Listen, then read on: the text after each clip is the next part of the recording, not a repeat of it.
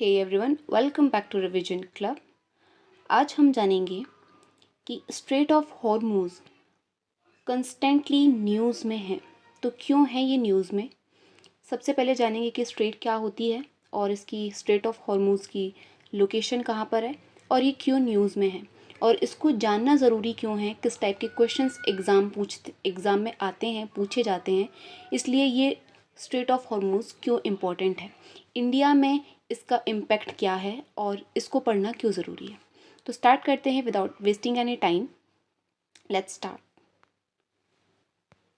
So straight of Hormuz में straight का मतलब सबसे पहले जान लीजिए कि स्ट्रेट क्या होता है। Strait is a narrow water passage connecting two large bodies, मतलब दो बड़ी बड़ी बॉडीज़ को एक नैरो स्पेस कनेक्ट करती है, उसे हम बोलते हैं स्ट्रेट। लाइक एग्जांपल है यहाँ पर, स्ट्रेट ऑफ हॉर्मुज कनेक्ट करती है पर्शियन गल्फ को गल्फ ऑफ ओमान से।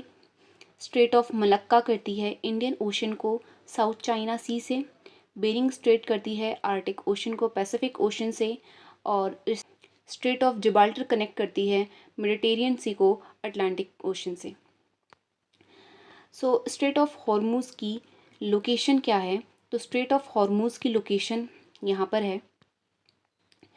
ईरान, यूएई और ओमान के बीच का जो ये गैप है, ये जो एरिया है, इसे हम कहते हैं स्ट्रेट ऑफ हॉर्मुज कर रहा है। तो लोकेशन के बारे में इसकी जान लो।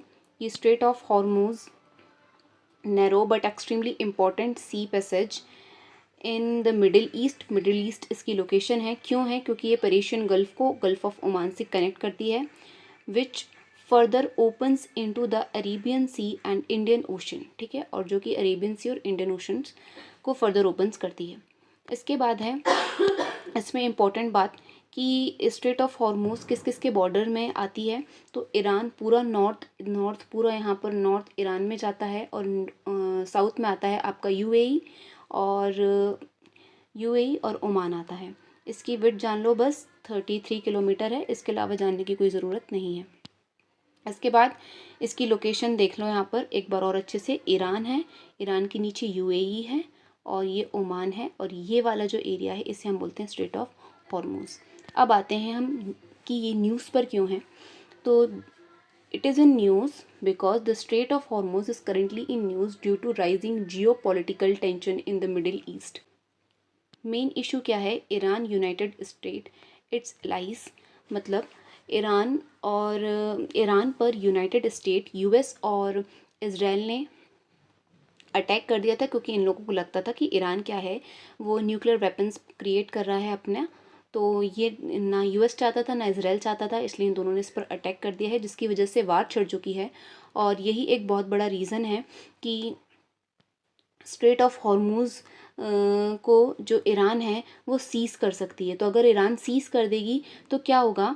मैप में बताते हैं कि स्ट्रेट ऑफ हॉर्मुज को अगर ईरान सीज़ कर देगा इसको, तो यहाँ से जाने वाले जितने भी, इस रूट से जाने वाले जितने भी ऑयल सप्लाई हैं, वो सारे जितनी कंट्रियों में ऑयल सप्लाई होती है इस रूट से, वो बंद हो जाएगी, जिसकी वजह से कंट्री में ऑयल की शॉर्टेज हो जाएगी और डिमांड बढ़ने के कारण ऑयल के प्राइसेस भी इंक्रीज़ हो जाएंगे। तो ये एक रीज़न है। तो सेकंड रीज़न यहाँ का ये था कि there are fears that Iran could block the threatened shipping through the strait during the conflict. तो इसका अब ये ब्लॉक कर देगा तो इम्पैक्ट क्या होगा? इसका इम्पैक्ट ये होगा कि 20% world's oil trade passes through into this route, अभी बताया मैंने। और ऑयल किस किस से पास होता है? तो गल्फ़ कंट्री से होता है, Saudi Arabia, Kuwait, Qatar, Iraq. इसके ब्लॉक होने से क्या क्या हो सकता है? तो ग्लोबल ऑयल के प्राइस बढ़ सकते हैं, फ्यूल के प्राइसेस बढ़ सकते हैं, डीजल पेट्रोल के प्राइस बढ़ सकते हैं, ग्लोबल ट्रेड अफेक्ट हो सकता है। इसके अलावा आपके इंडिया में एलपीजी के प्राइस भी बहुत बढ़ रहे हैं, क्योंकि ईरान एक बहुत बड़ा सोर्स है गैसेस का। ईरान गैसों का भंडार है, जिसकी वजह से एलपीजी की भी शॉर्टेज हो रही है। इसके अलावा जियोपॉलिटिकली इसका क्या, ये क्यों इम्पोर्टेंट है? Because straight of Hormuz is called energy life line of the world. मतलब यहाँ इस रूट से जो भी चीज़ सप्लाई होती है वो सब एनर्जी के सोर्स हैं। ऑयल सप्लाई होता है, एलपीजी सप्लाई होती है इससे, और एलएनजी सप्लाई होती है। तो global energy security, any military conflict here affects global energy security. इसके बाद global 20%, approx 20% global petroleum passes होता है इधर से।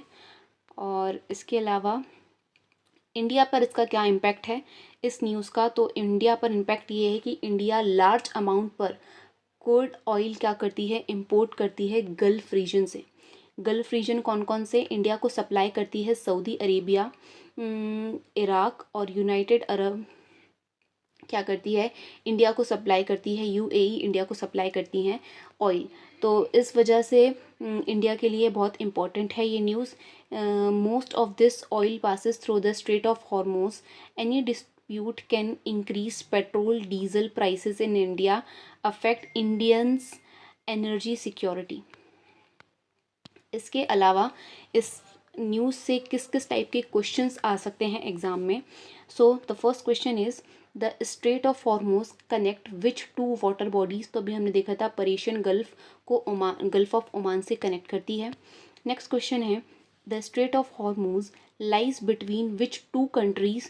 तो ये आपकी ईरान और ओमान से कनेक्ट करती है, क्योंकि ये सऊदी अरब से नहीं करती है, यूएई से करती है, ओमान से करती है और ईरान से करती है। ठीक है। Strait of Hormuz is located in which region. तो ये मिडिल ईस्ट पर लोकेट है, सिचुएटेड है। इसके बाद the strait of why is the strait of Hormuz strategically important because it carries about 20% of global oil trade. Which next है which country controls the northern side of the strait Hormuz. तो ये Iran थी, अपन ने देखा था ऊपर Iran था पूरा नॉर्थ में, नीचे यूएई और ओमान था। तो ये थे क्वेश्चंस। वीडियो पसंद आई हो तो लाइक कमेंट शेयर करना बिल्कुल मत भूलिएगा, सब्सक्राइब भी करिएगा। हम मिलते हैं नेक्स्ट वीडियो में नेक्स्ट इंटरेस्टिंग टॉपिक के साथ। फॉर एनी क्वेरी आप यहाँ कनेक्ट कर सकते हैं जीमेल एड्रेस पर, और हमारे इंस्टाग्राम पेज को फॉलो कर सकते हैं revision club. Thanks for watching.